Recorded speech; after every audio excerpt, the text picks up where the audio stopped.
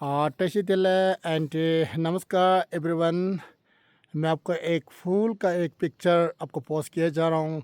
तो आप देख रहे हैं एक बहुत सुंदरता एक वाइट मतलब सफ़ेद फूल खिला हुआ एक पेड़ आपको मैं पोस्ट किया जा रहा हूँ। तो मैं इसके बारे में कुछ ही शब्द में आपको विस्तार करना चाहता हूँ। तो ये जो हम लोग मोम्पा डायलेक्ट या मोम्पा भाषा में कहता है शुक्शिंग मिनटो कहता है।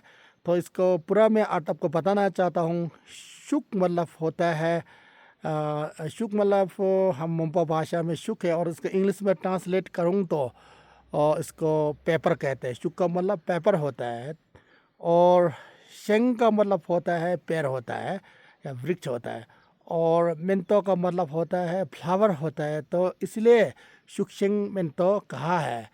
तो इसको शुक्शिंग मिंतो इसलिए शुक्शिंग या मिंतो इसलिए कहा है कि जो ये जो पेड़ है ये जो उसी पेड़ से तो हम लोग का जो मोम्पा का एक ट्रेडिशनल एक पेपर होता है हैंडमेड पेपर या मोम्पा भाषा में कहते हैं मंचुक कहता है।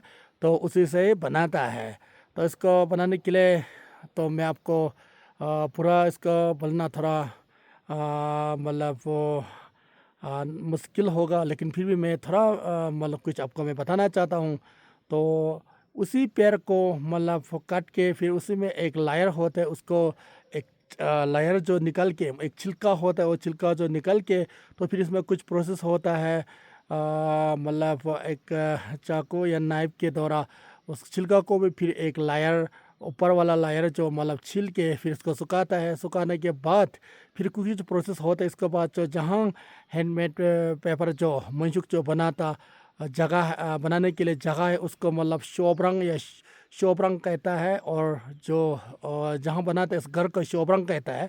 और इसमें जो बनाने वाला आदमी को कहता है शोधा कहता है। उन्हीं लोग ने मतलब उसको कुछ प्रोसेस को मतलब कंटिन्यूली मतलब उसको प्रोसेस अपना के फिर मतलब हैंडमेड पेपर जो बनाता है। तो मैं इसको कहना चाहता हूँ, मैं आपको बताना चाहता हूँ कि मतलब फर्स्ट जो रॉ मटेरियल जो ये होता है। तो इसको फूल भी बहुत ही सुंदरता है और इसका पेड़ जो बहुत ही लाभदायक है। तो फिर ये जो हम लोग का जो मोम्पा का एक ट्रेडिशनल एक कल्चर से जुड़ा हुआ एक पेड़ या एक फ्लावर है। तो मैं आपको इसलिए मैं आपको ये जो पोस्ट किया जा रहा हूँ।